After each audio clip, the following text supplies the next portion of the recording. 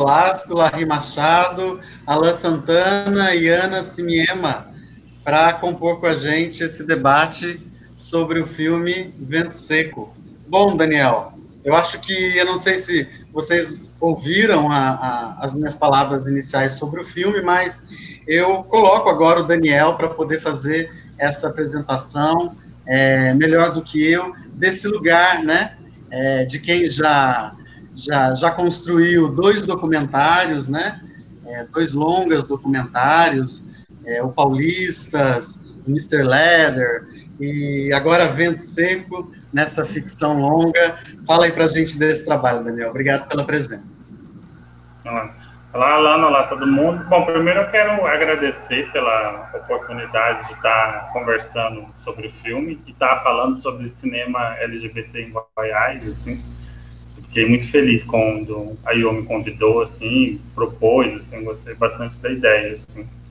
Bom, assim, sobre essa primeira fala, né, que você pediu para a gente organizar, eu pensei em fazer algo um pouco diferente, assim, que é falar mais sobre a perspectiva da produção, assim, né, porque eu acho que uma coisa que eu acho do Vento Seco é isso, né, que ele é um longa-metragem de ficção que foi feito com, né, orçamento digital público do FSA e que foi totalmente produzido em Goiás, né, tanto no sentido, né, das pessoas que trabalharam no filme, quanto da história que ele está contando e do lugar que ele se passa, né, para mais ou menos assim tentar falar um pouco como é que foi esse processo de produção, para, né, explicar um pouco como é que a gente conseguiu fazer esse filme, né, como é que a gente acabou conseguindo fazer a realização, né. A produtora do filme é a Panacea Filmes, né, que eu acho que todo mundo conhece, que é uma produtora aí de Goiânia, né, quem encabeçou a produção, né, foi a Lid, né, Lidiana Reis, né, e o projeto do Vento Seco, ele nasceu a ideia, né, digamos assim, do Vento Seco, nasceu em 2015, né, que foi mais ou menos quando eu comecei a desenvolver o projeto, né, e tinha muito, assim, de uma coisa que veio de uma experiência, de uma vivência minha, né, porque eu sou de Catalão, morei em Catalão basicamente toda a minha vida, até os 27 anos de idade, eu nunca tinha saído de Catalão, assim, né. A minha experiência de cidade grande era o Garlândia, né, que é bem pertinho ali de Catalão, né, e aí eu acabei saindo de Catalão e vim para o Rio para poder fazer faculdade de cinema, né, e aí foi meu que, de certa forma, assim, uma diferença muito grande de vivência, né, que o Rio de Janeiro, além de ser esse negócio de ser uma metrópole, está no sul, no sudeste, né, então é uma outra lógica cultural muito forte, assim, e no Rio eu comecei a perceber como as pessoas daqui desconheciam muito Goiás e principalmente cidades do interior de Goiás, assim, é uma coisa assim que era muito. E assim, aí eu falava das minhas vivências, assim, né, da minha vida amorosa, afetiva, sexual, e as pessoas olhavam assim, como, né, que isso acontecia numa cidade como Catalão. Eu pensei, gente, né, então meio que era meio assim, essa vontade de falar um pouco sobre essa vivência LGBTQ nas cidades do interior, assim. E a ideia mesmo do filme nasceu porque eu estava fazendo uma pesquisa sobre pornografia vintage norte-americano, principalmente da década de 70, e eu encontrei uma foto de uma revistinha que saía da Falco, uma revista pornô, em que tinha dois boys deitados numa lancha, que inclusive é uma cena que a gente reproduz no filme, que é a cena que está o personagem do Ricardo, que o Alan faz, e o Michael deitado meio que dormindo assim na lancha, e dessa ideia meio que nasceu, assim, que eu vi e disse, gente, isso aqui a gente podia fazer essa cena em 3 ranchos, né, numa lancha em 3 ranchos. Mas por que o povo ia estar em 3 ranchos? O aniversário de alguém. Aniversário de quem? Né? Aniversário da Paula. E meio que foi assim que nasceu a história mesmo, a narrativa do Vento Seco, né? Então, em 2015, eu comecei a desenvolver o projeto, e aí, em 2016, o projeto participou de 2 laboratórios, né? Ele participou do Icoman Lab, que é organizado, que é de Goiás, e participou do BR Lab, que é em São Paulo, né, que é um laboratório relativamente até famoso, assim, né, importante dentro dos cenários internacionais de laboratório que acontece em São Paulo, e na época ele aconteceu durante a Mostra de São Paulo. E aí, em 2017, a gente escreveu o filme do Prodecine 5, né, que é um edital do FSA que é voltado para a pesquisa de linguagem, né, e aí levou um ano para sair o resultado saiu só em 2018, né? E a gente foi contemplado. Eu acho que vale a gente abrir um parênteses aqui, porque é duas coisas que tem, né, nessa questão do Prodecine, que eu acho que fez o Vento Seco ser contemplado, né? Porque é um edital nacional, né? Então, tipo assim, no mesmo edital que o Vento Seco foi contemplado, tinha o filme do Rui Guerra, né? Tinha o filme da Eliana Café, que são, né, diretores do Sudeste, que já tinham uma carreira de longa-metragens grandes, assim, né? E aí tem a questão da pontuação, né? Tanto eu, como diretor, não tinha uma pontuação relevante, porque eu não tinha feito nenhum longa de ficção, como a Panacea também, como produtora, apesar de toda a história da Panacea, também, na época, não tinha realizado, a gente tinha realizado só um longa só, né?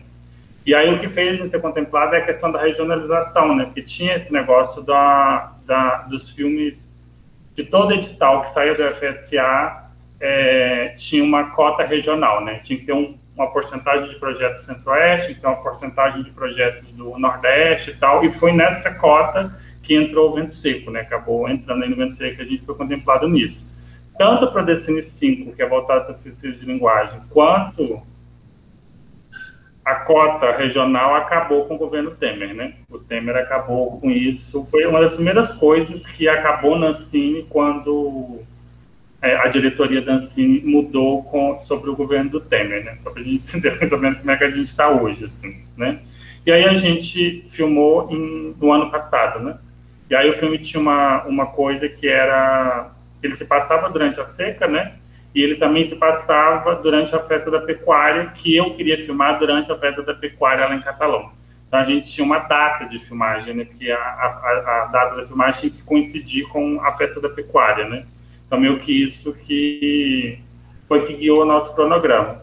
É uma coisa que tanto eu quanto a Lídia a gente queria muito que a equipe técnica fosse formada majoritariamente por pessoas de Goiás, né? E aí isso era duas coisas, assim, uma por causa que eram as pessoas que estavam trabalhando com a gente, tanto comigo quanto ela, nas outras produções passadas, né, que a gente fez com recursos mais poucos, né, e outros porque também a gente achava que a gente, em Goiás, né, tem profissionais tão competentes ou mais competentes do que muita gente aí que está no mercado no Sudeste, né, e algumas pessoas levam para essas regiões que não tem uma tradição muito grande, assim, de produção para poder trabalhar, né. A gente tem vários casos aí que eu não preciso citar, que eu acho que todo mundo conhece algum. Então, então é isso. E aí a gente filmou, a gente teve um período de preparação grande, depois que o Alan pode falar sobre isso, que fez a preparação de elenco também, a gente ficou para cinema, né? A gente ficou um pouco mais de 3 semanas fazendo a preparação de elenco, e a pré-produção durou mais ou menos uns 2 meses, né, que envolve isso, e as filmagens duraram 7 semanas e meia, né, a gente gravou durante junho e julho. E aí a gente, em julho e agosto. E aí depois a gente fez a pós-produção. E aí a pós-produção, ela foi toda feita aqui no Rio de Janeiro por 2 motivos. O primeiro era que eu queria muito trabalhar com as pessoas que já trabalhavam comigo, né? E basicamente as pessoas que faziam tanto montagem quanto trabalho de som eram pessoas que estudaram comigo na UF e que eram aqui do Rio, né? Então tinha essa questão. E a outra é porque eu queria fazer a finalização na O2, porque eu tinha tido a experiência do Senhor Raposo, que a gente fez com o prêmio que a gente ganhou do Goiânia Mostra Curtas. O Febre da Madeira ganhou um prêmio de finalização que a gente usou para fazer o Senhor Raposo. E assim, a experiência lá foi muito boa, assim, no sentido da finalização, né? Então eu não queria fazer a finalização nessa finalizadora específica das experiências passadas que eu já tinha, né? E aí foi mais ou menos do final de agosto até janeiro, todo esse processo de montagem e finalização, e o filme estreou em fevereiro lá no Festival de Berlim, que foi a primeira exibição do filme, assim. E de lá para lá a gente começou esse processo de distribuição, né? Tanto em festivais como também em outras plataformas e tal. E aí, assim, falando um pouco da distribuição, né? A gente tinha a distribuidora nacional, que é a Olhar Distribuidora, desde o começo, porque isso era uma regra que a gente precisava do FSA, né? Então, desde que a gente assinou lá atrás, em 2017, a Olhar estava com a gente. Então, a gente tem essa distribuidora nacional que vai lançar o filme comercialmente, se tudo der certo ano que vem, né? A gente não sabe como é que vai estar aí a situação. E uma outra coisa é que também era uma outra parceria também que começou nos curtas e passou pelo Mr. Leather, que chegou, é que a gente é um distribuidor internacional, que é um agente de vendas, que é italiano, que ele trabalha especificamente com filmes LGBTs latinos, né? Ele é meio que um foco dele de distribuição, assim. Então, meio que foi já uma coisa que a gente já estava fazendo nos outros filmes e que no Vento Seco, né, aconteceu em um volume maior, assim, né? O filme meio que já foi exibido em quase, né, em vários países, assim, e tem distribuição garantida, distribuição de cinema e lançamento em DVD em alguns países também, principalmente na Europa e nos Estados Unidos. Então, meu filme está fazendo esse caminho, assim.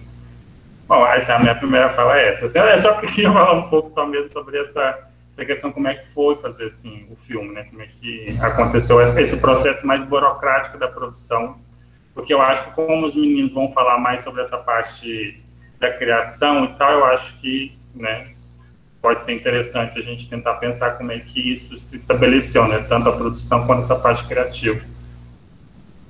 Daniel, nesse momento, ele está disponível na plataforma do Mix Brasil, né? Ele passou agora pelo Olhar de Cinema em Curitiba. Isso. Quais outras janelas ele percorreu aqui em 2020? Uai, assim, ele passou no Brasil, né? Ele passou no Olhar e ele estava no Mix, só que no Mix acabou... porque tinha um limite de visualizações, né? E ontem, em menos de 24 horas, foi todas as era 500 visualizações, né? Então não tem mais acesso, assim. Bom, eu vou contar um negócio aqui meio off, assim. Eu espero que o distribuidor não veja. É porque, assim, o filme foi pirateado, né? E, assim, teve uma questão muito curiosa da pirataria, que a pirataria do filme foi bem, assim, divulgada, né? Ele teve essa distribuição paralela aí, né? Porque ele passou num festival... Assim, que o filme ia ser pirateado, a gente sabia que ia acontecer em algum momento, porque o filme...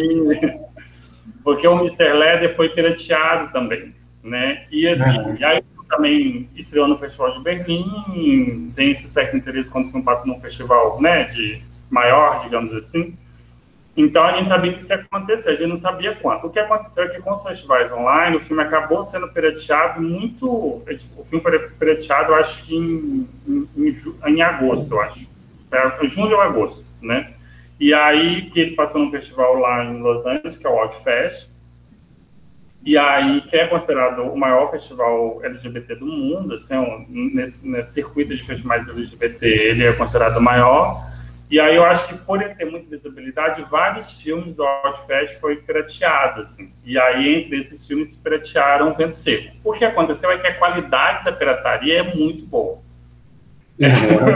E a agilidade dela, ela é muito ágil, né? É uma cópia pirata muito boa. Quando eu vi a cópia, eu disse, vamos gravar o Blu-ray dessa cópia aqui, que tá pronto, entendeu? Isso...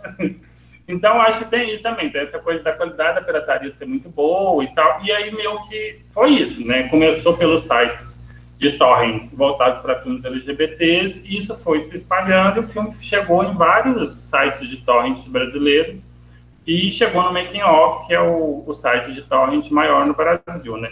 Então, o filme teve essa divulgação paralela, além desse circuito oficial, né? Teve os festivais e tal, a gente está fazendo esse planejamento do lançamento em cinema, o filme vai entrar a gente conseguiu licenciar para um canal de televisão, ele vai também entrar na TV paga e tal, e aí teve essa questão da pirataria, né? Então, o filme, de certa forma, quem é mais entendido um pouco de pirataria, está bem acessível, assim. Então, acho que é só procurar e achar lá. Assim, aconteceu tanta coisa nessa história da pirataria que o filme teve... Alguém botou o filme no YouTube, né? Aí botou o filme no YouTube, só que o YouTube é isso, né? É assim, eu nunca me preocupei com o YouTube, porque o YouTube ele se autocensura, né? E como o filme tem uma cena de sexo, né? Mas tem a cena de sexo, né? Eu achei que o YouTube naturalmente ia censurar o filme. Mas eu não sei o que aconteceu, alguém botou no YouTube, o YouTube não censurou, mas aí a distribuidora entrou em contato e conseguiu bloquear o filme, né? Mas assim, só para você entender mais ou menos a dimensão da pirataria que foi, assim, é que, tipo assim, o filme ficou mais ou menos 48 horas, quase 2 dias e meio, mais ou menos assim, no YouTube. Quando o link caiu, tinha mais de 15 mil visualizações. né? Então, mais ou menos essa coisa, assim, dessa questão da questão da pirataria, que eu tenho uma teoria por que isso aconteceu, né, dessa procura da pirataria, mas que então tem isso, assim, ele foi distribuído nesse circuito alternativo aí também.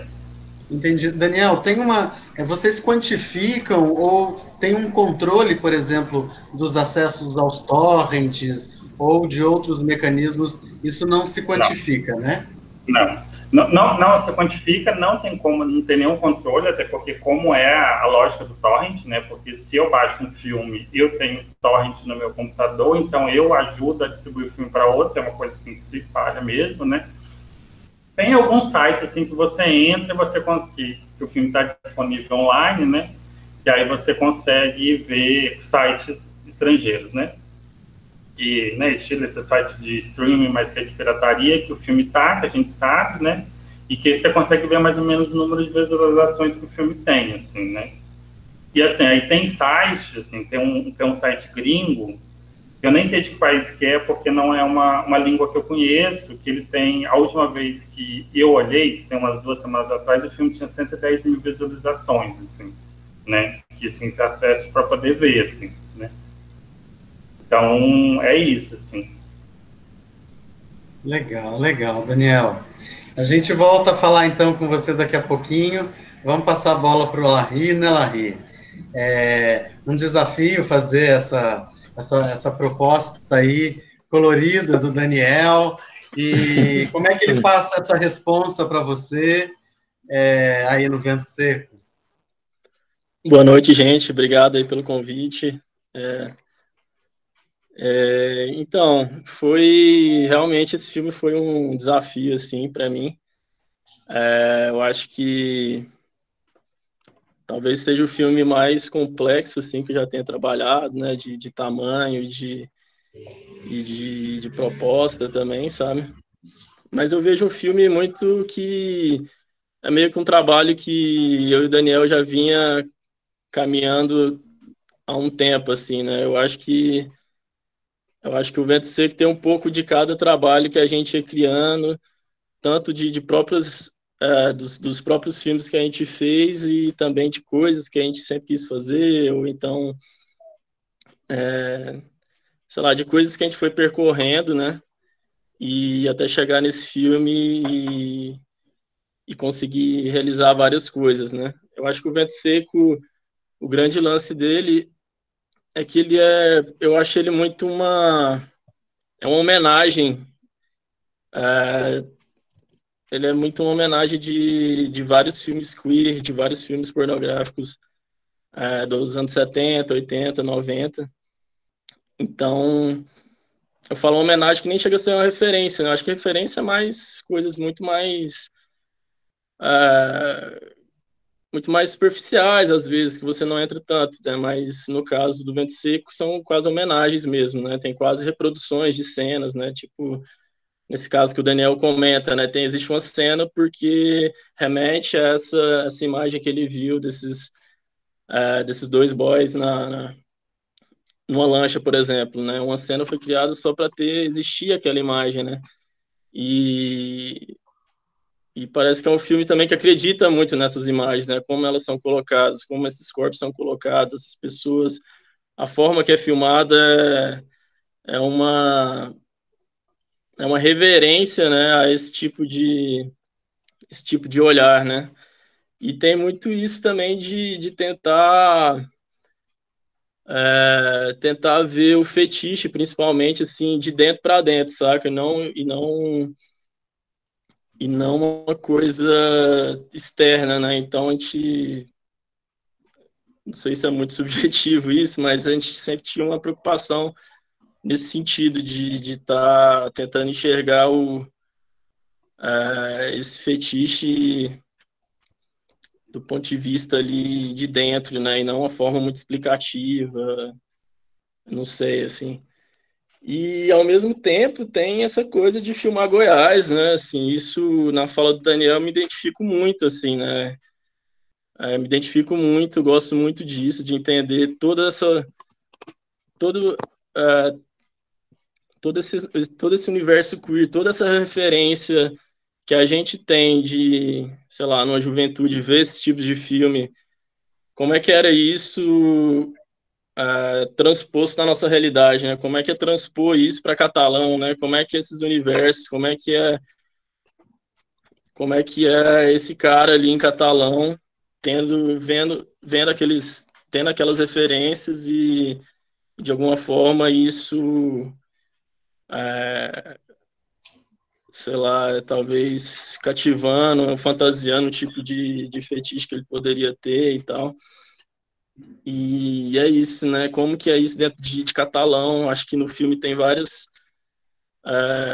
coisinhas assim que eu acho muito importante, né?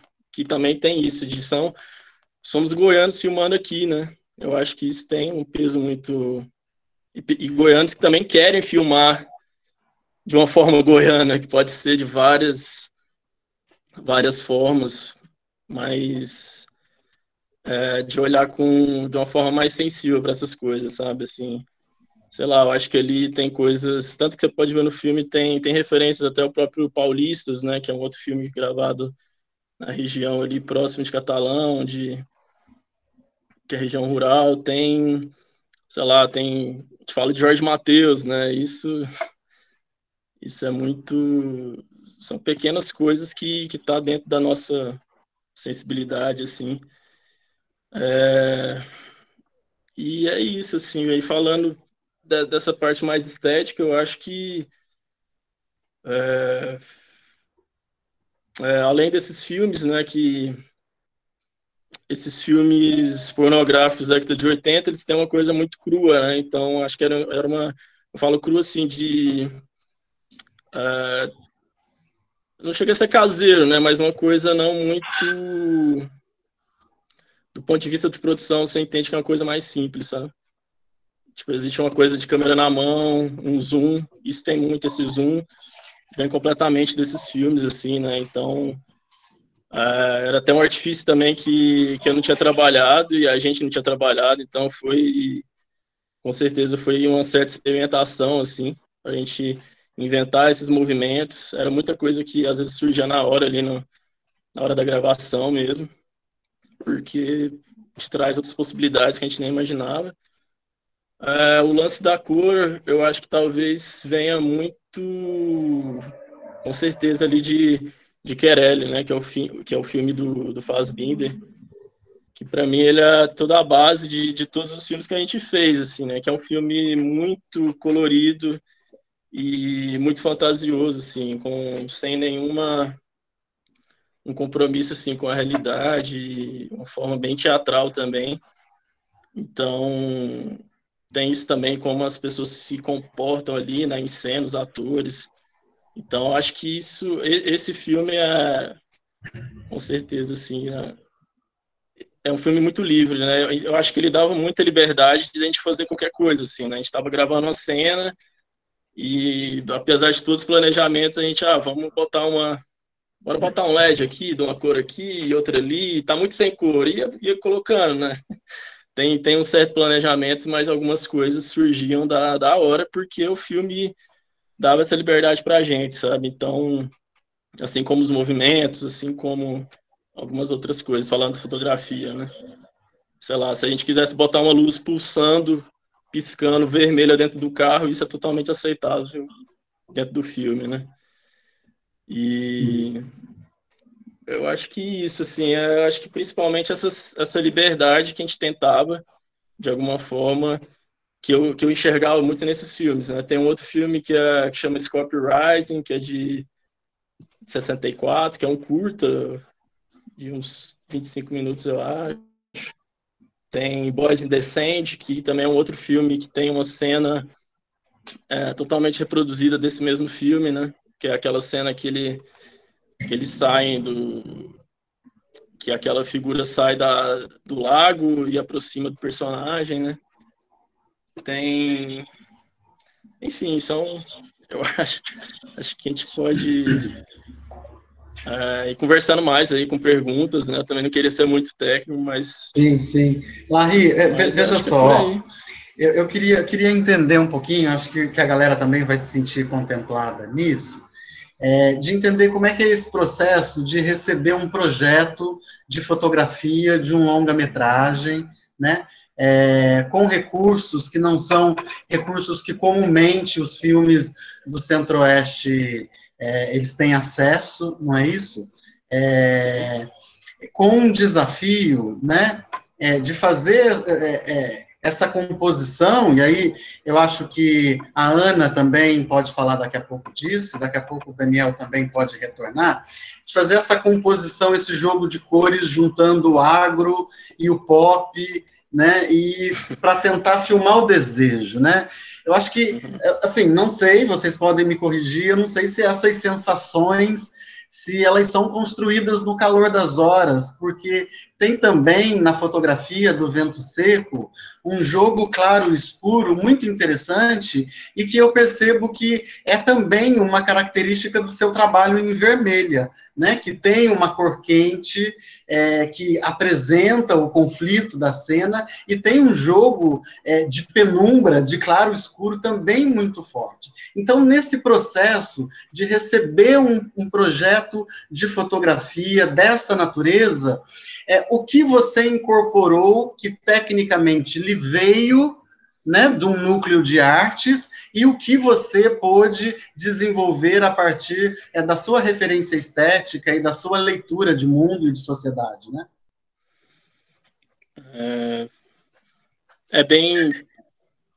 Eu vejo muito de forma... meio que você tem que lidar com duas coisas, né? Uma coisa é a produção e como que as coisas acontecem, o que você tem de possibilidade, e a outra coisa é a estética, né? E como você junta as duas coisas para conseguir realizar, né? Então, acho que no primeiro momento eu mergulhei muito, assim, muitas imagens, muitos filmes, nesses filmes, e ao mesmo tempo mergulhando em coisas muito técnicas e de como fazer aquilo, como dar cor às coisas. Eu falo da coisa bem técnica mesmo, lá pesquisar o LED, que tipo de LED que dá esse tipo de cores, que tipo de LED que eu vou ter, que eu posso variar aquela cor da forma que eu quiser, entendeu? E parece que isso é uma coisa muito de hoje também, né? Essa coisa dessa estética, eu nem falo muito neon, né? Para mim é muito mais uma estética tubo LED, né? Que a gente, sei lá, uma estética de videoclipe total, né? Assim, eu acho que, sei lá, sim, sim, sim. Condzilla, Glória Groove, Drica Barbosa, você pode ver esses clipes que tem essa estética. Então, Sim, de alguma forma... E que pena que não tem ninguém aqui para falar do som para a gente também, porque a camada sonora uma das primeiras cenas que me retorna aquele clipe, aquela música Being Boring, do Pet Shop Boys. Aquilo eu mergulhei na década de 70, e Sim. Acho que tem, né, essa homenagem, né, que Larry disse, Sim. essa homenagem a essas referências estéticas desse período, né, que fazem parte da cultura queer, né? Interessante. Uhum. E aí, pode continuar, Larry, desculpa. Não, só não estendendo muito, mas você falou disso foi acender, né? Acender esse desejo, né? Foi isso que você disse, né? Eu acho que tem muito por aí, tem muito a ver com essa linguagem videoclipe. Eu acho que tem alguns videoclipes que ela tem essa coisa de levantar, de destacar. Então, acho que a cor, essas coisas, a forma como você direciona o olhar com zoom e a forma que você marca as formas do corpo com essa coisa do claro e escuro, com essas cores, eu acho que vem, pelo menos eu tenho essa sensação muito em videoclipe, assim, aí eu acho que é só abrir o YouTube e a gente consegue enxergar essas cores de várias formas. E era uma coisa que eu queria meio que, às vezes, até datar mesmo, assim, é uma coisa de agora, né, isso é muito contemporâneo. A gente tá na época do videoclipe, a música é totalmente através de videoclipes, então, de alguma forma, eu quis trazer isso para a fotografia do filme. Legal, Larry. Aí vem a Ana, né, Ana, que se encaixa nesse grupo aí, com um desafio também que não é fácil, né? Caracterizar personagens. Poxa, você precisa materializar no corpo dos atores toda a perspectiva técnica, estética, política que está em jogo. Eu acompanho já há algum tempo o seu trabalho, acho que as coisas que você faz são lindíssimas, e o que me chama a atenção, especialmente no seu trabalho, é essa capacidade que você tem de deixar transparente o seu trabalho, né? E eu acho que quanto mais transparente ele fica, no sentido de ser naturalizado ao corpo dos personagens, mais ele ganha, eu acho que mais você ganha também. Como é que é incorporar esses elementos no corpo dos personagens fazendo um filme, né? Conta pra gente um pouquinho. Muito obrigada pela participação. Boa noite, gente. Obrigada pelo convite. Estou muito feliz de estar aqui falando desse processo com vocês. O Vento Seco, quando eu recebi o roteiro, eu fiquei louca, porque eu falei, desculpa o palavrão, mas eu falei, puta que pariu, isso aqui a gente sabe falar sobre, sabe? Foi alguma coisa assim que foi natural, né? E os elementos da caracterização, o Dani é uma pessoa de referências, né? A maioria da equipe eu já tinha tido oportunidade de trabalhar antes, mas foi nosso segundo projeto juntos, mas foi nosso primeiro projeto grande, né, Daniel? E o primeiro que eu fiz caracterização para ele, então ele tinha muitas referências, ele tinha muitas ideias, e tinha tudo dentro da cabeça dele, tinha os atores, né? E aí tem esse espaço entre o que está ali no sonho, está no imaginário, e o que a gente precisa fazer para acontecer. Então, uma coisa que é muito presente na caracterização do filme é a coisa das texturas, porque as descrições das cenas e tudo, elas eram muito sensoriais. Enquanto a gente ia lendo, era como se aquilo ali fizesse um sentido para mim, o suor da pele, a sequidão que o Sandro sente, porque ele não consegue realizar os seus desejos, né? Ele tá ali numa vida oculta e tal. Então, tudo isso a gente trouxe para a pele dos personagens. Tem alguém com áudio ligado? Viu, Franco?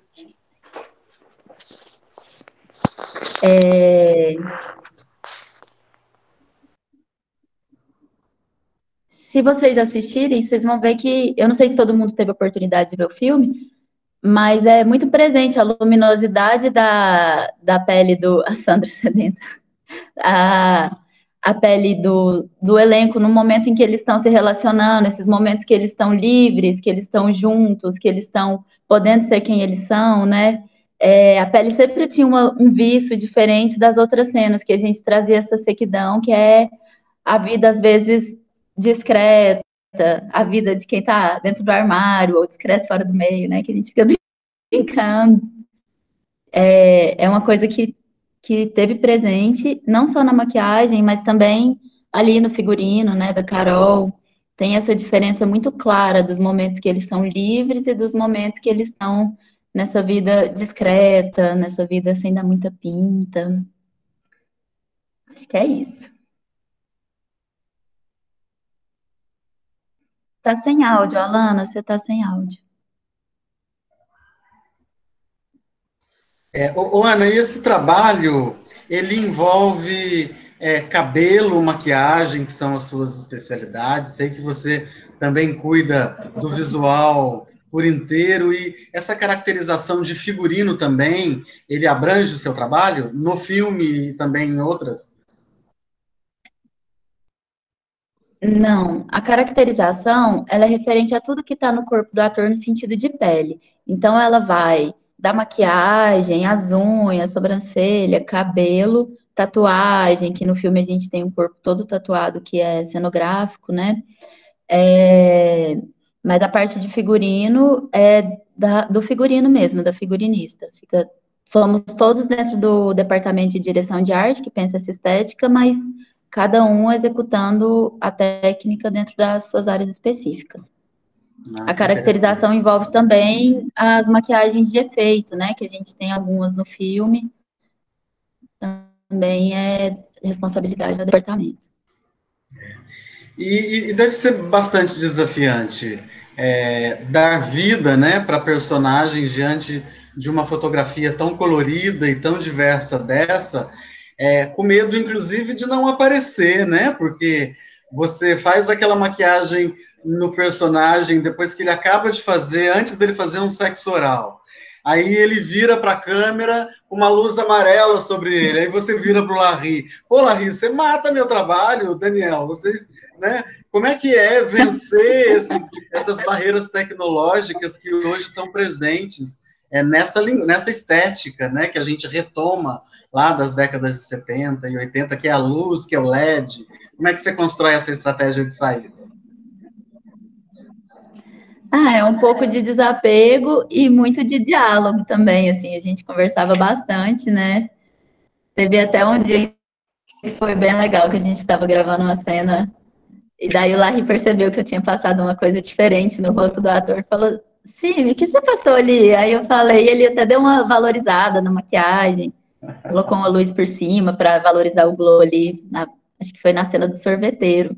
Então, assim, a gente vai conversando. Na verdade, tem duas possibilidades em relação a uma luz que tem muita cor. Ou você briga e perde o seu trabalho, ou você conversa e a gente trabalha juntos, que eu acho que é o que sempre funciona melhor, né?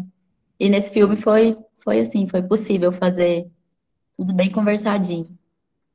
Legal. Você percebe que há uma diferença, por exemplo, nessa caracterização que você fez no Vento Seco, para a caracterização que você fez, por exemplo, no Filipa e o Foguete? Você acha que teve um desafio maior, teve um processo de incorporar outros elementos de pesquisa que talvez o Filipa não tenha exigido? Como é que foi esses dois momentos da sua carreira? São coisas diferentes, né? Porque o Filipe, a gente estava ali num universo lúdico que é até mais distante de mim. Eu não tenho filho, não tenho tanto contato com criança. E aqui no Vento Seco, essas figuras do nosso imaginário, da coisa de pecuária, que também envolve esse universo de fetiche, elas já são presentes na minha vida, né? Eu também sou goiana, também fui na pecuária. Então, assim, essas pessoas fazem parte do meu contexto. Tem muitos personagens que a gente tinha essas referências ali da década de 70, mas a gente fez uma releitura para o ano de 2019, inclusive na nossa pasta de figurino tem até foto de amigas, assim, que eu falei, olha, a fulana parece muito com essa aqui, a gente pode usar isso aqui, que é essa observação da vida mesmo, né, que eu acho que gera um vínculo muito maior para quem está assistindo o filme, se você também se reconhece naquele personagem. A gente tentou muito trabalhar isso. Legal, legal, Ana. A gente volta a falar com você, então, daqui a pouco mais. E aí, eu passo a bola agora para o Alan, querido Alan Jacinto Santana, o menino do Grupo Guará. Cadê ele? Cadê o Miltinho do Atrás da Sombra? Cadê o Ricardo? Quero parabenizá-lo inicialmente pelos seus últimos trabalhos, e o último que eu acompanhei, o Javalis, do texto do Gil Tavares. O texto é incrível, né? Você e o Rui estavam lindíssimos, numa parceria que já vem de um tempo, né? Nas estruturas do Teatro da PUC Goiás também, e nas atividades culturais da Universidade Federal de Goiás, você sempre fica muito bem enquadrado e muito bem iluminado. Eu já me sinto íntima para falar do Alan, a gente tem tricotado muito nesses últimos tempos, e quero parabenizá-lo, Alan, por esse trabalho, pelo Ricardo, e queria que você falasse, né, desse objeto de desejo do Sandro, dessa antítese na vida do Sandro, né, que é o Ricardo. Conta pra gente como é que foi essa experiência. Boa noite, obrigado. Obrigado pelo convite, pelas palavras. Você falou, né, muito bem iluminado, muito bem caracterizado. Acho que é um momento para agradecer os dois representantes aqui dessas equipes, que acho que faz total sentido, assim. Eu pergunta. Você está me ouvindo? Oi, estou te ouvindo. Ah, pronto. O Ricardo, na verdade, foi um presente, assim, né? Que aconteceu depois da gente viver já 2 semanas de preparação de elenco. Porque eu tava em Silvânia fazendo o Atrás da Sombra e ouvindo alguns burburinhos, porque a Ana também estava lá. E nossa, o filme do Nolasco é muito incrível, assim, meu Deus, eu quero ler esse roteiro, né? Quero muito ler esse roteiro. E aí o Daniel me liga um belo dia, acho que penúltimo dia de Silvânia, e perguntou se eu queria fazer da preparação de elenco, assim. Que tinha uma outra pessoa para acompanhar esse momento, mas que não pôde. E aí eu fiquei com o cu na mão, né? Porque eu tinha feito isso, na verdade, e acho que é um processo muito importante para o ator, principalmente vindo do teatro. Uma das grandes coisas que eu pensava era esse tempo que a gente tem no cinema para preparar e para entender uma história, a complexidade, todas as camadas dela, em um tempo um tanto quanto limitado, né? Sei lá, se no teatro a gente tem de 3 a 6, um ano de preparação, de montagem, de pesquisa, enfim. No cinema isso costuma diminuir muito, assim, né? Vai para 3 semanas, um mês, que eu acho, e é isso, é uma questão de virar a chavinha mesmo, de perceber que é outra linguagem, de entender essas nuances e tal. Isso vendo como ator, né? E aí pensando na responsabilidade de conduzir um trabalho de preparação, acho que foi fundamental perceber as pessoas com que eu já tinha trabalhado enquanto ator e que fizeram preparação de outros trabalhos, né? O Júlio Van, enfim, a Valéria Braga e Samantha. o Lupe, a Samantha no Fogaréu em Goiás, no último longa que eu filmei. Então, assim, são processos que muito diferentes um do outro e que, às vezes, eu olhava e pensava, eu acho que trabalhar por esse lado, trabalhar por outro lado, e eu acho que conversar com o Daniel, né? O Daniel tem uma forma de diálogo que eu gosto muito, assim, que é um tanto quanto sincera e muito simples, assim, do que ele quer. E às vezes é muito doido, porque ele quer coisas muito complexas, que na minha cabeça passa por muito complexas, e que ele fala com a naturalidade, que assim, tá, é isso, sabe? Principalmente da gente entender que camadas são essas que constroem essas pessoas que estão contando essa história, né? A gente está falando do Vento Seco aqui, então quem quer que camada que o Sandro carrega para além daquilo que o filme vê também, sabe? Que é quase uma improvisação da vida, eu acho, assim, de uma observação básica de sobreviver, sabe? De como, sei lá, que eu vejo esse personagem entrando numa padaria para comprar um pão, sabe? E é muito divertido, eu acho isso também, porque às vezes a gente pensa coisas absurdas, né? Que quando você olha e fala, não é exatamente isso, não é exatamente assim, mas... Então, os três outros do elenco mais próximos do Sandro, né? Que é o Ricardo, o Maicon e a Paula, e o Leandro, só eu era goiano, assim. O Leandro é do Mato Grosso, então, de alguma forma, conversar com isso foi muito importante, inclusive, quando conheço o Mato Grosso e perceber onde as coisas se se misturam, assim, né? E a Renata Carvalho e o Rafael Teófilo são de São Paulo. E aí uma das coisas que eu tinha falado de primeira, assim, que o Daniel também concordava, era que a gente precisava entender que tempo que era este catalão, né? Que é um outro tempo, que é diferente daquilo que a gente estava. Então, assim, a gente até brinca, tinha uma praça na frente do hotel, e foi isso, né? A gente ficou 2 meses juntos, assim. Renata ainda viajou e tal, mas sempre voltava. Então, foram 2 meses muito, muito intensos, morando no hotel. Tinha uma praça na frente do hotel, que a gente sempre, antes de ir para o set, ou chegava do set, a gente sentava por ali. Estava de folga, sentava por ali, passava o dia na praça, estava frio, inclusive.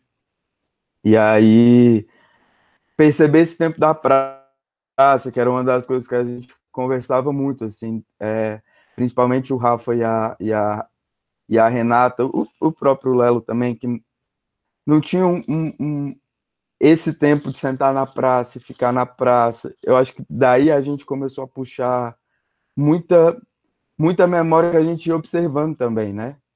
E aí você vai numa festa, você percebe uma outra coisa, você vai tomar uma cerveja, né? Acho que chegou em Goiás, você tem que tomar uma cerveja. Você não bebe uma cerveja, mas senta num boteco, então, não sei, eu acho que bate diferente, assim, as coisas no boteco a gente lida com o boteco de uma forma bonita, eu acho, assim, né? Bater uma bolinha, então, é isso, assim, coisas que a gente fazia, que também eram relacionadas ao roteiro, né? Que o Daniel puxava, porque normalmente eu viajo também, e aí se deixar eu viajo muito, o Daniel vinha meio que aparando essas arestas, esses espaços, assim, de percepção, sabe? E o Ricardo é um presente, na verdade, né? Assim, um ponto de realidade que eu acho que eu aprendi muito com ele. Alan, esse trabalho de preparação de elenco que você fez para o Vento Seco, você incorpora esse projeto que já tinha de preparação, você constrói essa ideia junto com o Daniel, como é que se dá essa relação com os atores, com os protagonistas, com aquele núcleo secundário que está ao redor dele, que vai aparecer em segundo plano, lá na piscina, envolve também essa dimensão mais ampla da cena e que acolhe todos os personagens dentro do quadro. A preparação de elenco envolve todo aquele que é filmado? Envolve, no entanto, quando a gente lida com a figuração, por exemplo, eu acho que é um cuidado maior da equipe inteira, de cuidar daquelas pessoas no set e fazer com que essas pessoas compreendam aquele espaço, porque é isso, né? O elenco fixo, ele tem uma trajetória maior do que de pesquisa, de conversa, de diálogo e tal, do que a figuração. Então, eu acho que quando a figuração chega, que muda, né, de um espaço para outro, de cena para outro e tal, que vai ali e para viver aquele espaço, eu acho que a equipe inteira tem uma responsabilidade para fazer com que essas pessoas se sintam e consigam ser parte da história, né? Como a cena do clube, por exemplo, do Vento Seco, eu acho que é meio que um exemplo disso, assim, sabe? É isso, né? Aí passa pela Ana e pela Carol, pelo Nilo e pelo Dan e pela galera que estava trabalhando ali com a caracterização, entende um pouco, percebe mais ou menos como o Larry e a fotografia tá trabalhando, e aí conversa com o Daniel e aí filma. O elenco fixo, ele tem um tempo maior para a gente perceber isso, né? Para a gente dialogar sobre isso, conversar sobre isso, sobre o filme, que história que a gente está falando. perceber outras camadas também que eu acho que são importantes de olhar, de nuance mesmo, né? De cena, de perceber como que a gente vai para um lado, como que vai para outro, como que são esses olhos, como que é essa postura e tal. Eu acho que o que muda é por aí, mas eu acho que é fundamental que a preparação seja muito relacionada e ligada, interligada com a direção, principalmente, e entender como que essa fotografia trabalha ou vai trabalhar, o que ela sugere, o que essa caracterização tá me montando, tá me fazendo, tá me refazendo, né?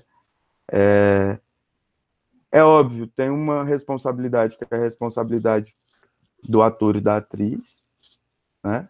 Sim. E tem a responsabilidade das outras pessoas para a construção do personagem, sabe? Uhum. Eu acho que é meio que por aí, assim. Eu acho que tem um desejo que parte do ator e da atriz e esse desejo ele começa a criar forma da mesma forma com que o Larry olha para o ator e vê o personagem criando movimento, né? Eu acho que é meio por aí, assim. Eu acho que entender o espaço é o mais fundamental, sabe? E a figuração do Vento Seco, principalmente, era todo mundo de lá, de Catalão. Então não tinha... Estava no espaço deles e sentiam aquilo de uma forma muito, muito bonita, porque eu acho que bateu com o que a gente estava sentindo também, sabe? E isso foi fenomenal, assim. Legal, legal, Alan. Bom, se você puder comentar um pouquinho para a gente, assim, do início da sua carreira, né? Como é que você vai para o teatro, chega no cinema, contracena com Elisa Lucinda, contracena com crianças, né? Você tem, como chama a menina do Filipe e o Foguete?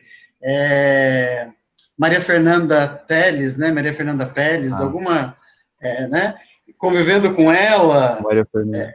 Com a Elisa, com o Leandro, como é que é essa passagem, né? Entre o teatro e o cinema, o começo da sua carreira, esse momento no cinema, como é que é isso? Então, eu vim para Goiânia para fazer teatro, né? Eu tinha começado em Uberlândia e vim para cá, para a UFG. E aí, um ano que eu estava aqui, a Lid, que inclusive é produtora do Vento Seco, da Panaceia, me achou no Orkut e me mandou uma mensagem para eu fazer um teste, porque achavam que o personagem poderia, que foi e rolou, que a Ana, inclusive, fez maquiagem, e aí eu fiz meu primeiro filme. Nisso eu não tinha estreado ainda no teatro, assim, né? Aqui, ou montado nada no teatro. E aí eu comecei fiz o Julia Agosto Setembro, depois eu fiz o Enquanto, não, primeiro o Enquanto, na verdade, da Larissa, e a Fernandes, depois o Julia Agosto Setembro, e depois o Manhã Nascer Carnaval, da Aline Fratari. Foram 3 experiências absurdas, assim, de percepção de set, eu acho mesmo, sabe? Ver como que o movimento é outro do que o movimento do teatro, assim, né? De, às vezes, querer, sei lá, tem várias questões, assim, que eu acho muito boas, tipo, no teatro, normalmente, a gente dialoga em grupo inteiro, né? Muito menor também. E aí, no cinema, às vezes, não dá para conversar com todo mundo, assim, né? Da equipe sobre o personagem ou sobre a história, o que acha da história, o que pensa da história. Mas que também a gente começa a conversar e recriar a partir de quando o set começa, que eu acho que é onde o cinema se encontra, assim, que ele vira um megazord, sabe? Eu acho muito bonito set de cinema, assim, eu sou muito apaixonado mesmo. E o movimento, né, e milhões de ideias rodando e rolando, e, enfim. E a Ana B falando, né, da diferença que é muito discrepante do teatro para o cinema.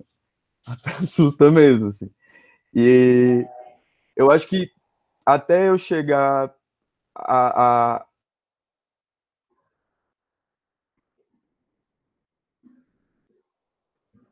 Oi, Alan travou aqui para mim.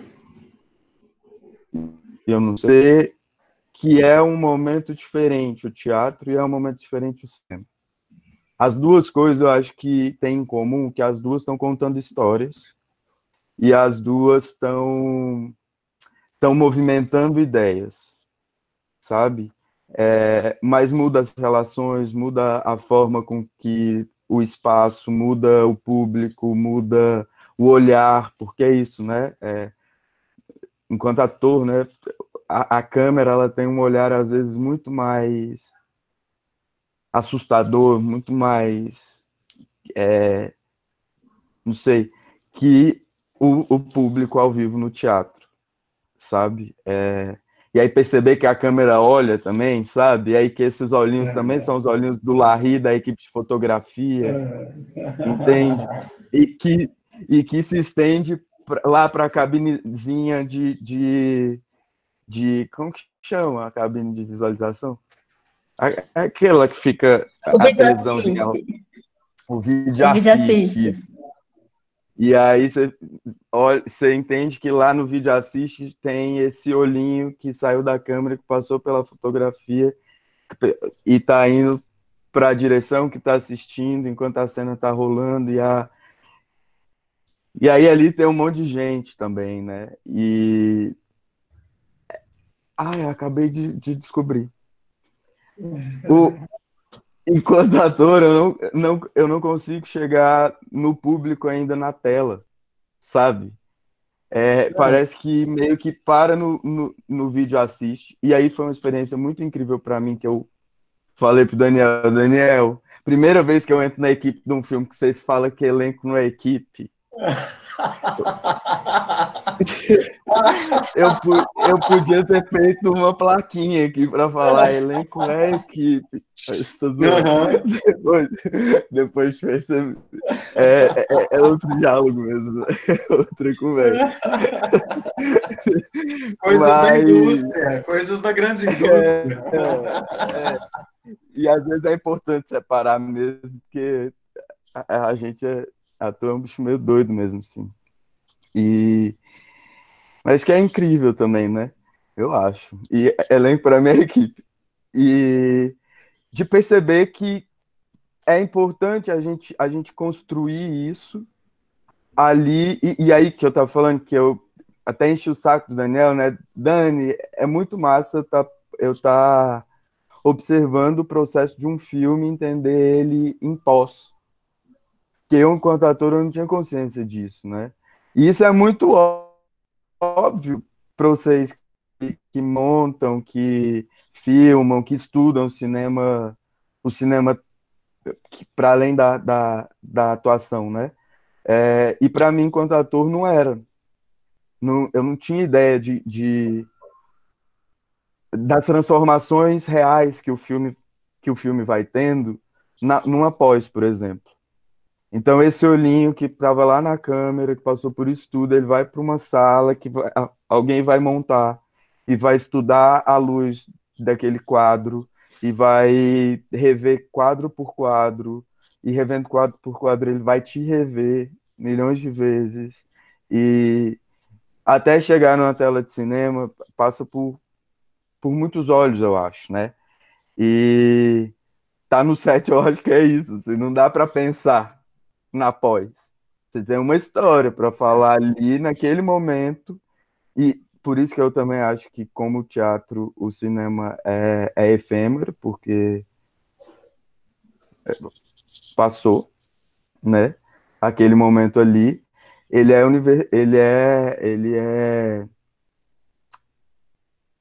é tido no para sempre depois, né? Isso. Por isso que eu acho mágico um set também, sabe?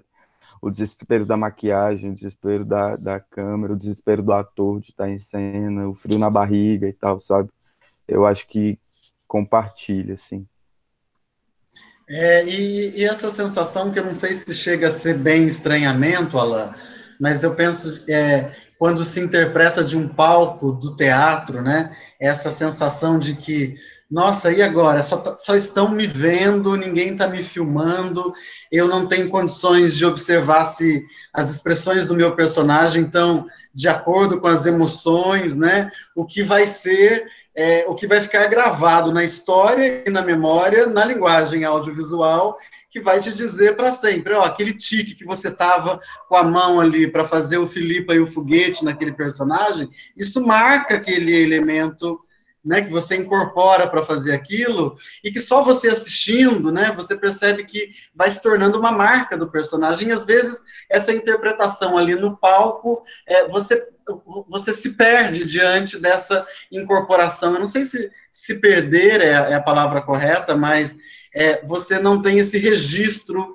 para poder se observar e acompanhar a sua evolução do ponto de vista da interpretação e da construção do personagem, como o audiovisual, como o vídeo assiste te dá naquele momento, ou como, né, o final do dia de um set, onde ou a equipe que envolve os atores, ou só o diretor de fotografia, o Daniel e o Larry, vão sentar para ver aquelas imagens e falar, não, o sorriso do Alan convenceu, estava bacana, o Leandro fez uma expressão aí que vamos ter que gravar de novo, né?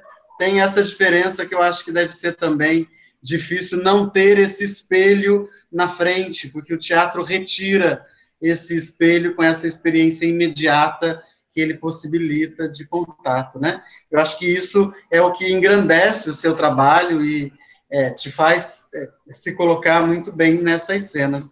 Eu quero agradecer a sua participação e dizer que eu tenho um carinho muito grande por você, pelo seu trabalho, e espero te ver logo nas telas do cinema. Também. Bom, eu acho que agora a gente abre para o pessoal para fazer algumas perguntas. Eu tô doida para perguntar um monte de coisa para vocês, mas eu acho que a galera tá mais do que eu. E aí eu vou parar de falar para que as pessoas falem por mim. Vamos lá, quem começa? Alana, eu acho que poderíamos passar o trailer do Vento Seco agora. Vamos lá, Hélio. Tá? Dá essa pinta aí pra gente, vamos lá. Ok, vou colocar e vocês me dão um retorno se está aparecendo na tela, ok?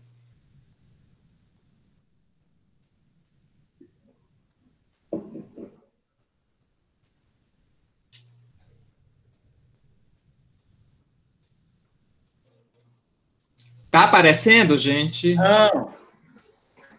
Tá quase, tá quase.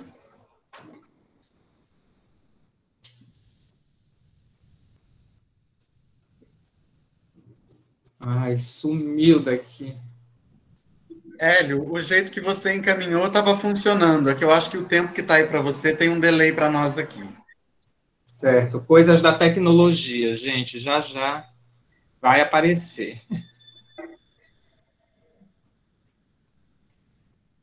Gente, eu vou agradecer umas pessoas queridas que estão aqui. Não dá para falar todo mundo, mas eu vou agradecer o Alexandre Alves, querido, o Gabriel Antônio, o Hélio, eu não preciso falar, a Júlia linda, estamos cara a cara semana que vem.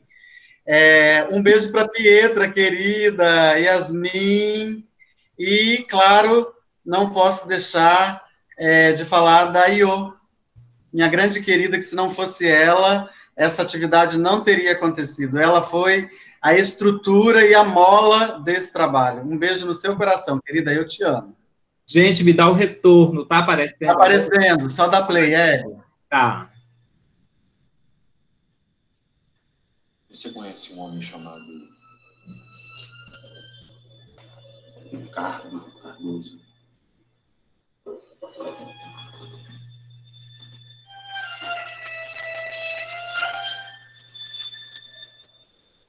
Não. Que isso, Ramon? Ele pulou suave no mochila. Não quer controlar o Michael, né? Onde ele sai, aonde ele vai. Feliz.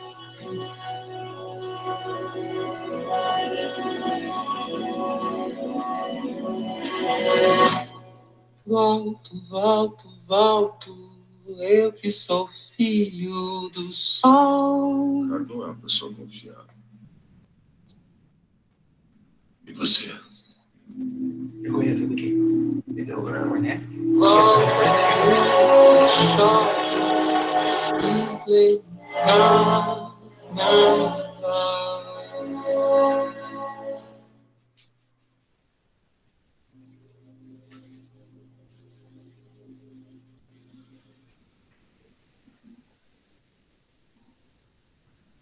Que sacada. Ah, eu só queria falar que eu amo esse trailer. Parabéns, parabéns. Que sacada, hein, Daniel? Que sacada essa temperatura regulada pelas cartelas do filme, né? E ambientando o espectador emocional e afetivamente para uma questão que só quem vive ou passa uma temporada no Centro-Oeste no mês de julho e agosto sabe, né, o que enfrentam os personagens que cortam as suas bocas, né? A gente sente, inclusive, na pele o cheiro do fertilizante, né? E aí, por falar em fertilizante, eu quero também te parabenizar por ter inserido a Renata, por ter inserido a Mel, que eu acho que são duas artistas incríveis e que ganham uma centralidade na sua cena, né? A Mel, como o primeiro trabalho dela no cinema, né?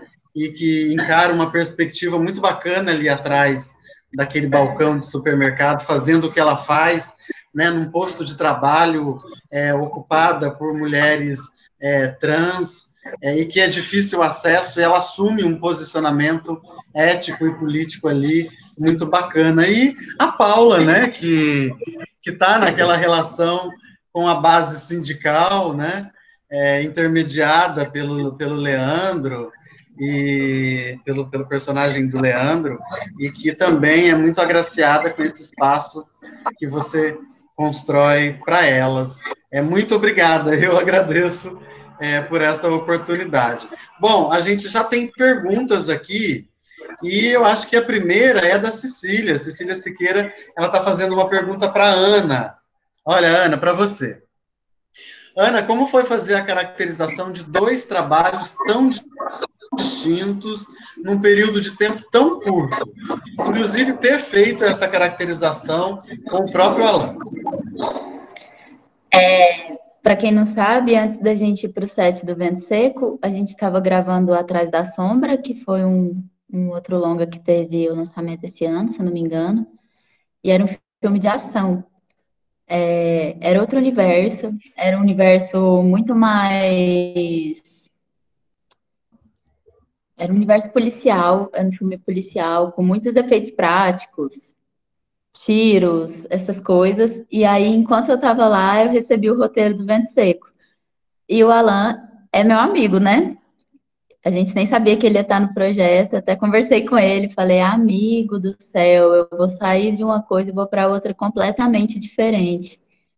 Você lembra, amigo? E aí... Foi muito louco, porque a gente gravava, o ritmo de set são 12 horas por dia, né? Então, eu chegava do set e ia estudar o roteiro do outro filme para entender. E a gente tinha uma pasta no Drop enorme, com muitas referências de filme do Dani, que eu ia assistir à noite para poder entender o que ele estava pensando, né? Para além dos outros trabalhos dele que eu já conhecia. Então, foi muito desafiador. E foi muito desafiador porque, além do Atrás da Sombra e do Vento Seco, eu fiz muitos filmes com o Alan. Eu já fiz ele várias coisas, até Minotauro. Então, era assim, como fazer ele ter uma outra cara que a gente nunca viu antes, né? E partiu dessa observação que eu falei para vocês. Eu gosto muito de trabalhar dessa maneira, eu acredito muito nesse cinema que é horizontal, que a gente conversa com as pessoas, e eu conversei muito com ele, assim como conversei muito com as outras pessoas do elenco também, sobre o que elas também pensavam sobre como eram esses personagens, né? E aí a gente chegou no Ricardo, que o cabelo do Alan, inclusive no outro trabalho, estava bem raspadinho também, só que tinha um pouco mais de cabelo aqui em cima, e ele usava muito boné. Então a gente chegou por exemplo, no cabelinho raspado, com risquinho de lado, que ele seria, que a gente brincava que o Ricardo era mais chavoso, assim, que ele tinha um charme, assim, que ele tinha uma vaidade de ir na barbearia toda semana, a gente ficou imaginando o cotidiano dele, que ele trabalha nos fertilizantes e tal, tudo bem, então ele não vai ter as mesmas unhas do Valtinho, mas ele tem um cuidado muito maior com a aparência dele do que o personagem anterior. Então vamos fazer esse cabelo bem cortado. A gente cortava o cabelo de 3 em 3 dias, para vocês terem noção, assim, né? Para manter ele sempre bem aparado. Foi desafiador, mas foi muito legal. Eu sou muito satisfeita com o resultado das 2 caracterizações. Agradeço muito a ele também por ser esse ator tão aberto. Isso é muito importante para a gente poder conversar e ter essa confiança de falar assim, amigo, tá viajando, ou falar, é isso, e a gente, várias vezes, né, a gente se empolga, fica gritando no camarim, assim, quando tá fazendo os testes, porque é muito bom quando a gente faz o primeiro teste e vai, vamos cortar um pouco mais aqui, vamos botar isso aqui, vamos tirar isso aqui, e aí uma hora a gente olha no espelho e fala, é isso, acho que temos. E aí todo mundo, acho que temos. Esse momento, para mim, é tão valioso quanto ver o filme depois, sabe? Acho que é isso, gente. Tá respondido? Sim, sim. Tá respondido. Bom, Ana, fala para mim uma coisa.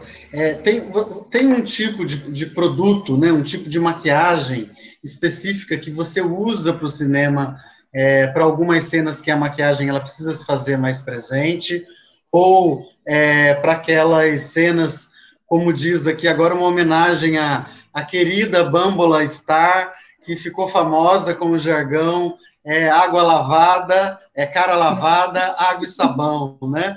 Essa maquiagem cara lavada, água e sabão, ela não é tão fácil assim, né? Como é que você incorpora, como é que esses elementos da maquiagem que você leva do cinema para os personagens, no cinema para os personagens? Em alguns filmes é importante a gente tirar os vícios de maquiador que a gente tem, né? E o Vento Seco foi um desses filmes que, para mim, foi importante tirar os vícios para muitas maquiagens. Por exemplo, a do Ricardo era uma pele que a gente não usava base, não usava primer, a gente usava um pouquinho de corretivo só para manter a continuidade, assim, no aspecto de um dia não estar com muita olheira, e aí a gente grava um pouco hoje, um pouco amanhã. Daí, às vezes, nesse intervalo, talvez o ator não dormiu bem, eu preciso manter linear ali, para ele não ficar com a cara de mais cansado, etc, né? Então, eu uso o produto HD, sempre, a prova d'água, a prova de suor, mas eu trabalho em muitos filmes essa coisa da não maquiagem, que é mais trabalhar a textura da pele, valorizar a pele que o ator já me apresenta, e no caso dele, que era um trabalhador de fertilizante, que é esse negócio que fica grudado no rosto, que tem um cheiro forte, né? Que não é, provavelmente, o Ricardo, a gente brincava que ele tinha uma vaidade, mas ele não ficava passando creme todo dia, fazendo limpeza de pele, então a gente trabalhava essa textura da aspereza na pele dele também. Legal, o outfit do Ricardo na pecuária, exuberante, créditos para a equipe da Carol, que é o Dan, o Nilo, maravilhosos. Perfeito. Legal, bacana. Daniel, teve algum momento que você interferiu aí na caracterização e disse assim, não, eu acho que o Sandro, eu acho que o Ricardo, eu acho que o Maicon não está ainda do jeito que eu quero.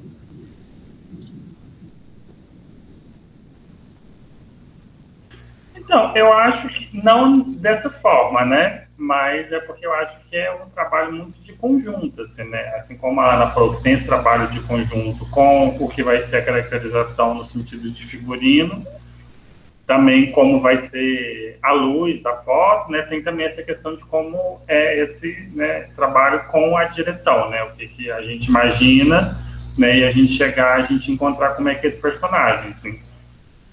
Assim, particularmente, tem a questão, como eu trabalho muito sobre muita referência, né? Sempre é muito pautado por referências e tal, e por ser universos que são, né, tão próximos, tanto de mim quanto da Ana, a gente tinha um diálogo que eu acho que facilitou muito, assim, né? A gente meio que estava pensando, a gente estava na mesma vibe, a gente estava no mesmo mood, né? Digamos assim. Eu acho que isso facilitou, assim, muito, né? O diálogo para a gente pegar qual é a caracterização assim, do personagem, assim, né? Alguns foram mais fáceis, outros a gente teve mais erros, né? A gente foi mais difícil a gente chegar ao que seria o personagem e tal, mas eu acho que foi mais uma coisa de diálogo assim mesmo, de troca, do que nesse sentido que você colocou. Assim. Não sei se a Ana concorda comigo. Concordo. Acho que tem uma questão aí que eu queria ver também com a Ana, também com o Daniel e com o Larry, a cena da piscina, né? Eu acho que já vi a Ana comentando em algum momento de que deixar aqueles corpos com aquele bronze da década de 90, né? É também um trabalho de caracterização, né? Vocês, assim, os meses mais quentes no estado de Goiás são os meses de julho, agosto e setembro. O filme foi gravado quando? Aqueles corpos, naquelas tonalidades, Daniel, para que ajudasse o trabalho da Ana e deixasse o Michael mais exuberante, por exemplo, naquela cena que ele está deitado na cadeira com os braços abertos, aquilo precisou de um número de diárias X, que em termos de produção, você teve que previamente se organizar, por exemplo, de segunda a sexta, todos vão tomar banho de sol, e aí, na sexta-feira, a gente então chama a Ana, o resultado do seu trabalho vai ser a adoração desses corpos. Como é que é isso em termos de orçamento, de produção? Não, no sentido prático de produção. Assim, na verdade, não. Na verdade, é tudo maquiagem, né? Tudo caracterização da Ana, né? Os corpos, né? Principalmente no Rafa ali, né? Que tem, eu acho que foi um trabalho maior da Ana nesse sentido de deixar esse estilo ator pornô da década de 70 que mora em Los Angeles, né? A gente tinha né? Assim, sobre... Não, assim, sobre o sentido prático da produção, porque a cena que você está falando especificamente do Michael deitada, ela tem uma questão, é um plano só e a gente tirou uma diária para gravar aquele plano, né? Também é a segunda cena que tem mais figurante em cena, né? Também tem esse volume também de gente, que também aumenta o trabalho da caracterização, aumenta o trabalho de todo mundo, né? E tal, assim. Foi uma loucura esse dia. E é uma cena que também é muito complexa por causa da movimentação da câmera, né? Tipo assim, foi uma cena que foi, de certa forma, complicado para todo mundo da parte técnica, né? Então, foi assim, uma cena que é um desafio para todo mundo, sim. E é uma cena também que ela começa com uma referência muito clara, né? Na verdade, a primeira imagem da cena, que é o Michael deitado, que aí tem aquele reflexo no óculos, é uma reprodução de um outro filme pornô, né, da Falcon Studio, né? Então, meio que, tipo, a gente já começava com essa referência muito clara e tal. Então, foi mais ou menos esse trabalho. Mas o trabalho dessa questão dos corpos, assim, visualmente falando, foi todo um trabalho da Ana de caracterização, né? E aí tinha uma curiosidade técnica, assim, né? Porque a cena, né, o boy levanta, vai andando e toma uma ducha, né? E aí toda vez que a gente tinha que fazer o retake, tinha que secar, porque ele estava tomando sol, tinha que secar o cabelo, tinha que fazer toda a maquiagem de volta no Michael e tal, para a gente voltar para poder fazer toda a cena de novo, né? E é a cena que tem mais retake, é o plano que a gente fez mais retake do filme, né? Eu acho que foram 24 ou 25, se eu não estou me enganado, assim, de retake, assim. Mas foi isso, assim. Foi uma cena Em que mês vocês filmaram? A gente filmou em julho. Aquela cena foi gravada em julho, no final de julho. E foram quantas diárias ao todo? Do filme inteiro? Sim. Do filme inteiro foram pouco mais de 7 semanas. 7 semanas e meia, mais ou menos, assim. Foi um set relativamente longo, assim, né? Legal, legal. Bom, antes de eu partir para a pergunta da Johanna, porque é uma pergunta muito polêmica, e se ela não for polemizar, não é Yohardi, eu só vou registrar aqui o comentário da Camila, que pediu para dizer que ela gostou muito, né? Ela quer registrar a exuberância do outfit do Ricardo na pecuária. A Júlia está dizendo que teve uma nostalgia assistindo essa cena da piscina, porque eu ia naquele clube quando criança. Pois é. Eu também tive uma sensação nostálgica, porque eu sou paulista e eu tenho um meio-irmão que é filho de uma moça de Catalão. E nesse meu momento em Goiás, há quase 2 anos em Goiás, quando eu vejo um rosto catalão, eu vejo meu irmão. Então, Daniel, eu quero dizer que você tem os olhos do meu irmão Guido, que não está nos assistindo aqui agora, mas me traz afetivamente a ele. Bom, queria trazer uma questão que a Johanna tá colocando para a gente aqui, e que, de certa forma, é um ponto que, em termos de crítica de cinema, a revista Cinética, ela trouxe uma abordagem, Daniel, do seu trabalho, muito positiva, né? Primeiro, uma característica da Cinética de fazer essa crítica olhando para o conjunto da obra do diretor, né? Mas trazendo uma contravisão, né?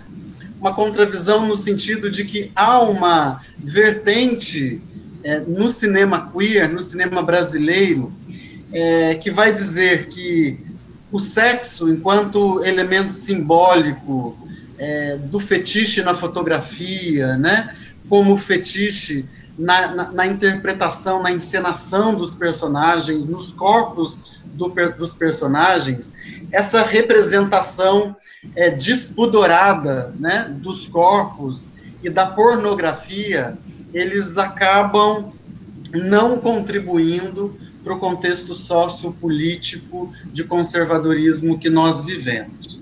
E a pergunta da Johanna toca nessa questão, né, que é exatamente isso, né? Como Daniel, dirigir, e aí para o Alan também, que vai ser responsável por cenas que categorizam, né, uma outra perspectiva de cena LGBT queer, de interpretação, de exposição do sexo, do desejo, do objeto fálico na cena, no corpo do ator, no contato com o ator, e que é um elemento tabu, né?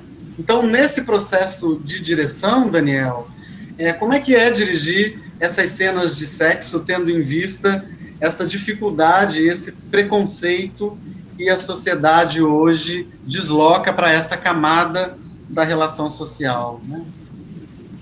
Uhum. Bom, eu vou falar mais da coisa prática, depois eu entro mais nessa discussão aí ideológica, né? Vamos colocar assim, política, né? Assim, no sentido prático das filmagens, a cena de sexo foi basicamente quase o mesmo processo das outras cenas, assim. Eu particularmente acho que foi assim, não foi diferente da forma que a gente se preparou para fazer as outras cenas, né? Especificamente a cena de sexo também eram cenas que eram trabalhadas muito sobre referências, né? E também foi um diálogo com os atores, né?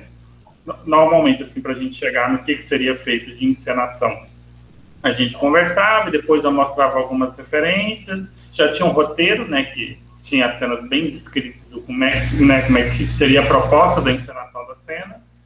E aí a gente falava e a gente conversava. E eu me sinto confortável, não me sinto confortável para fazer assim, ou não, vamos fazer dessa outra forma. E aí a gente chegando como seria interessante gravar essa cena, né? Também a gente discutia muito decupagem, como seria, né? Como seria, o que estaria na imagem, o que não estaria na imagem, assim.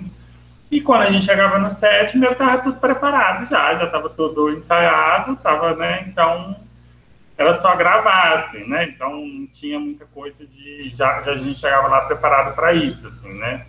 E aí variava, né? Tinha alguns dos atores preferiam que tivesse menos gente no set, tinha outros atores que não se importavam com a quantidade de gente que tinha lá, tinha cena que tinha como ter pouca gente da equipe técnica, tinha cena que não tinha como, então isso era toda uma negociação, né? Assim como foi as outras cenas também, né? Então era mais ou menos nesse sentido, assim. que foi essa preparação para a cena de sexo. Com relação a essa discussão, que puxa na revista Cinética, que também já aconteceu em outros debates, assim, acho que é um pouco uma inocência da minha parte, eu acho. Não sei se eu estava muito preso dentro de uma bolha, mas eu confesso que eu fiquei meio surpreso, assim, porque eu achava que era uma coisa assim que nem me passou pela cabeça que esse tipo de discussão sobre relação à cena de sexo fosse acontecer. Né? Porque, para mim, as discussões em relação à cena de sexo era uma discussão de escolha narrativa. Né? A pessoa vê um filme e, não, eu acho que essa cena de sexo aí não ficou bem onde que tá, não precisava dela, ou essa cena não acrescentou nada na narrativa do personagem. É uma discussão estética. Eu pensei que se ia girar por nesse ponto, assim, né? Não, isso aqui foi um pouquinho demais, não precisava. E era mais ou menos assim que eu achava que ia ter discussões, né?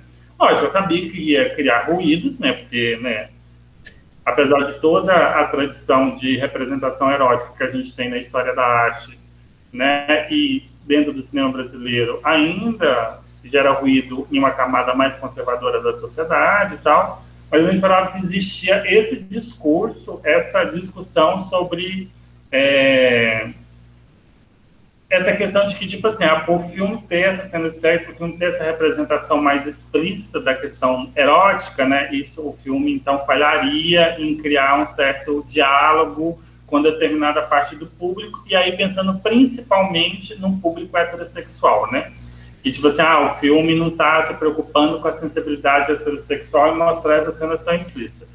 Pensei, gente, em nenhum momento da minha passou por mim em pensar no espectador hétero desse filme.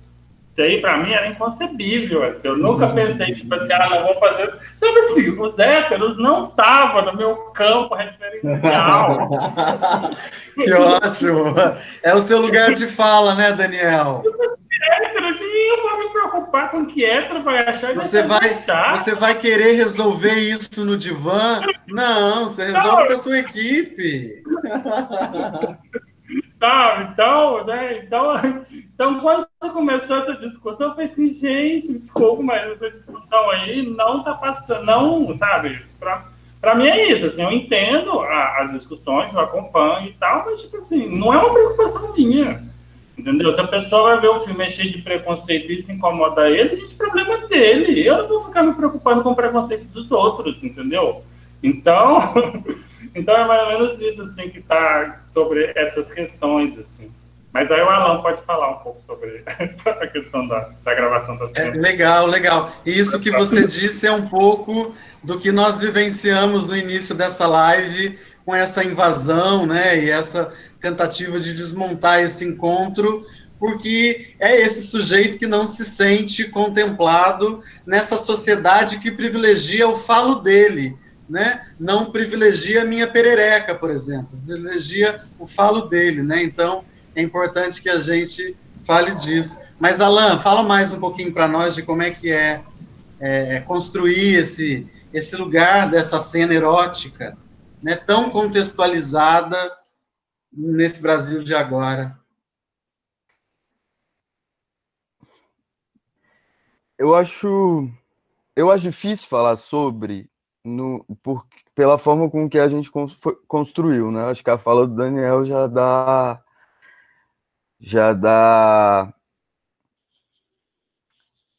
já deixa nítido a forma com que a gente construiu o filme inteiro, na verdade, né? E essas cenas, elas eram parte, como qualquer outra cena do filme, na verdade, né? O Daniel já tinha conversado com o elenco dele e nós já sabíamos das cenas. Sabíamos como procuramos, eu acho que juntos, uma forma de nos comunicar e de construir uma segurança com os corpos que estão na cena, junto com o Daniel, junto com a equipe de caracterização, junto com as outras equipes no geral. Né? Então, assim,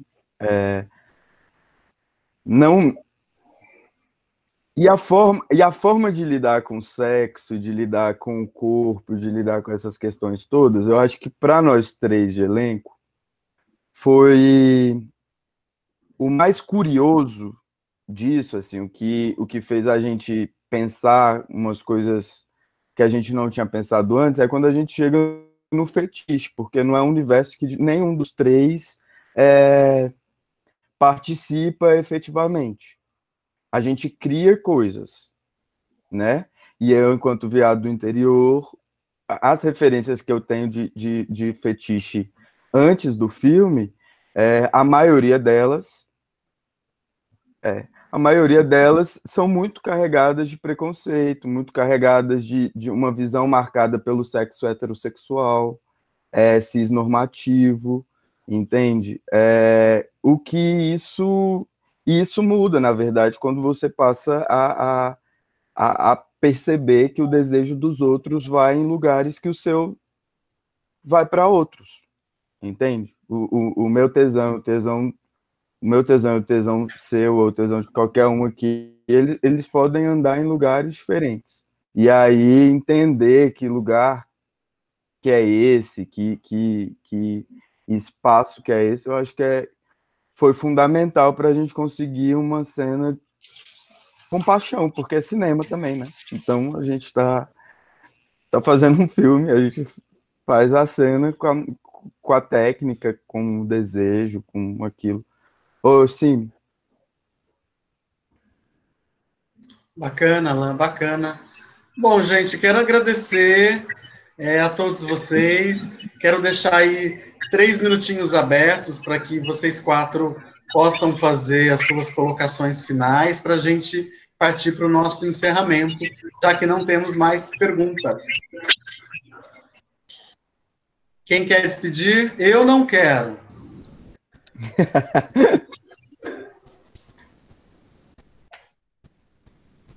Eu quero aproveitar e agradecer e parabenizar por esse movimento, que eu acho que é importante, né?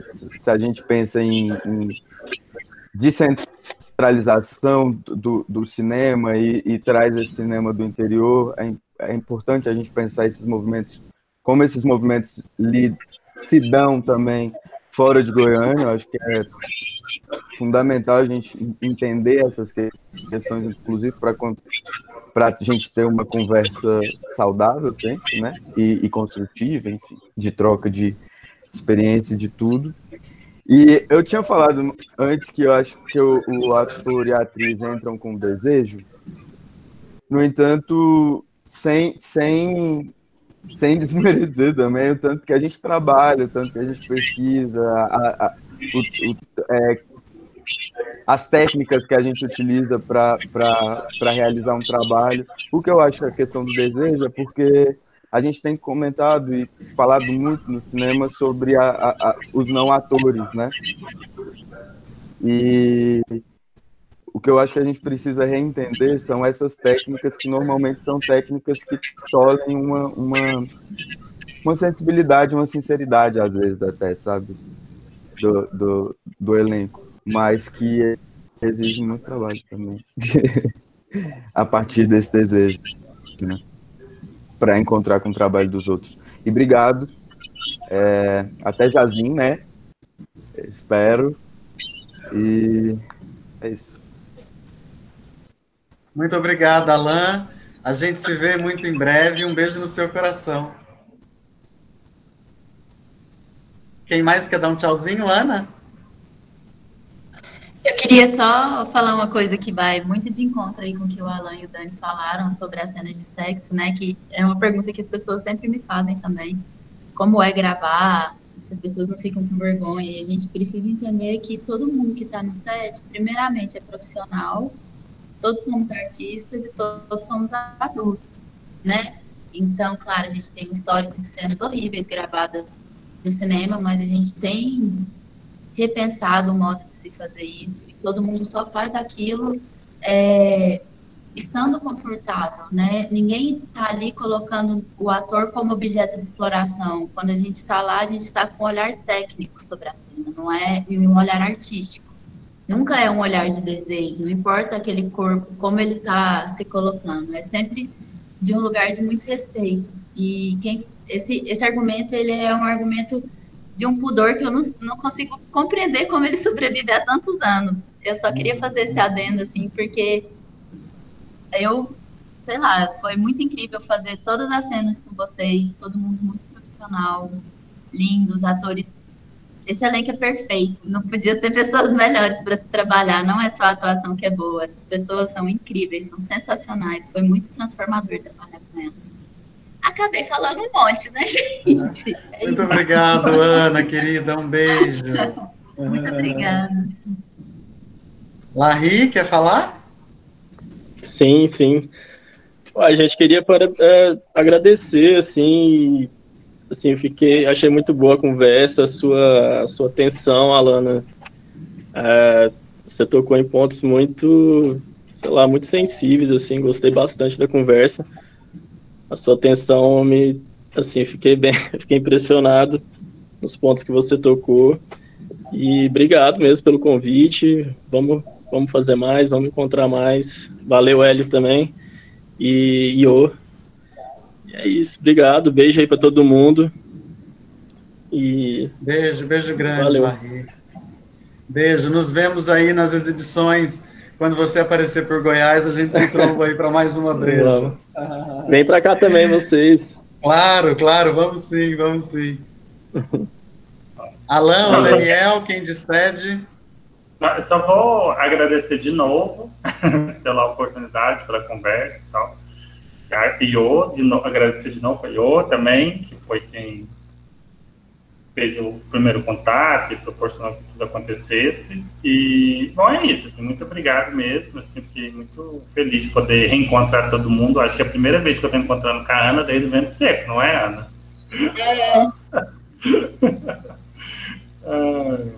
É isso, obrigado. Legal, obrigado, Daniel. Alan? Um dos melhores filmes de 2020! Só falo isso, gente. Também. Obrigado. Eu não aguentei, eu tive que abrir o microfone. Não vou abrir a câmera, não. Eu só quero deixar uma coisa que o Alan já sabe. Johanna, é uma pena que a sua câmera não está funcionando, né? Porque eu queria tanto te ver. Tá bom, vou. A gente está tão longe. Viu ela? Eu não estou cabeluda, para quem me viu a última vez careca. Eu quero falar que eu tive oportunidades de ver um dos primeiros cortes e tal. E eu falei pro Alan, ele bem sabe disso, que se não fosse esse filme e botar ele no mundo, ele podia desistir de ser ator. Não foi, Alan? Se esse filme não botar, é verdade. Então, assim, e agora eu quero falar uma coisa que eu falei pro Larry também. Aliás, eu já falei para todo mundo, menos para a Ana, mas a Ana já sabe também. Espero que... Nossa, tô me dando abençoado hoje, gente. Estou nervosa, feliz. A cena do Sandro, eu já falei isso pro Alan quando eu vi a primeira vez, que aquela cena do Sandro entrando naquele galpão, para mim, é a melhor imagem que representa Goiás. Assim. Eu sou muito agraciada de ter vivido nessa época para ver isso, sabe? Então, Daniel, muito obrigada por essa obra-prima, sabe? Porque, para mim, é uma das maiores obras-primas do cinema goiano, /RJ, né? Tal, aproveitando que eu conheci o Dan no Rio de Janeiro, né? Achei tão chique. E é isso, gente. Eu te agradeço. A Alana por ter conseguido também fazer essa reunião, porque eu fiquei enchendo o saco do Bacine para fazer isso, ninguém me deu moral, e graças ao Inspirarte, obrigada, Inspirarte. Gente, isso vai falar, né? Enfim, é isso, gente. Estou emocionada, de verdade, vocês sabem que eu sou super empolgada, emocionada, mas é porque eu tenho muito orgulho de vocês, assim, e aonde a gente está, e o que vocês estão construindo, e vocês são referências para a gente que está estudando aqui também, e espero que vocês venham para Goiás, a gente vai para Goiânia, e depois a gente sobe no Rio também, porque é isso, né? Vai, estamos aqui, Aninha, a Céci já é a nossa Marinha Mendonça, aqui do pai do Guilherme, né, no Laís, vamos aí. O Alan já é figurinha batida do Goiás velho, né? Ele quase mora aqui, então assim, É isso, muito obrigada. Alana, Alan, Larry, Ana, Daniel, e eu estou esperando a próxima obra-prima, gente. Inclusive, mande jobs, eu estou precisando de estágio. Aquela. Um beijo, Iô, querida. Muito obrigada. Logo eu estou aí para a gente se abraçar com máscara e distanciamento social. Bom, quero agradecer a participação. Alan, quer falar alguma coisa? Não te dei tempo para despedir, por favor. Solte essa fumaça para mim. Então, eu só agradecer mesmo, agradecer você, Hélio, Iô, e a galera que participou aí, Júlia, Yasmin, enfim. Acho que é importante esses espaços de conversa, e não só para alimentar o ego, mas para alimentar um carinho também de fazer, entender por que a gente faz e por que a gente conversa sobre isso, né? E é isso, bora embora. Obrigado. Muito obrigado, querido. Muito obrigado mesmo. Muito obrigado pela participação de todos vocês. Eu queria, antes da gente finalizar, convidar as pessoas que estão aqui a assistir a um pequeno trabalho que eu e Hélio fizemos no curso de cinema do Instituto Federal Fluminense, do Instituto Federal de Goiás, que está na Mostra Goianos do Digo Festival, e vai até o dia 20 a votação. A gente pede para vocês assistirem, votarem e nos ajudarem aí no júri popular. Os filmes estão disponíveis de 5 a 20 de novembro no site Digo Festival. Bom, quero agradecer também ao Instituto Federal de Goiás e ao edital Inspirarte, da Pró-Reitoria de Extensão, do IFG, que possibilitou esse encontro que acontece de 11 a 25 de novembro. A semana passada nós tivemos com a equipe do Digo Festival, essa semana com a equipe do Vento Seco, e na próxima semana nós estaremos com estudantes, produtoras goianas, estudantes do IFG e também profissionais que pensam a questão LGBT no estado de Goiás e também no Brasil. Especialmente eu recebo a semana que vem Helena Caetana e Júlia Cândido. Bom, um beijo muito grande para todos vocês. Eu estive hoje com Alan Santana, Ana Simiema, Larry Machado e Daniel Nolasco, diretor do filme Vento Seco. Um beijo no coração de todos vocês e nos vemos na próxima semana. Obrigada. Beijo, valeu. Obrigado.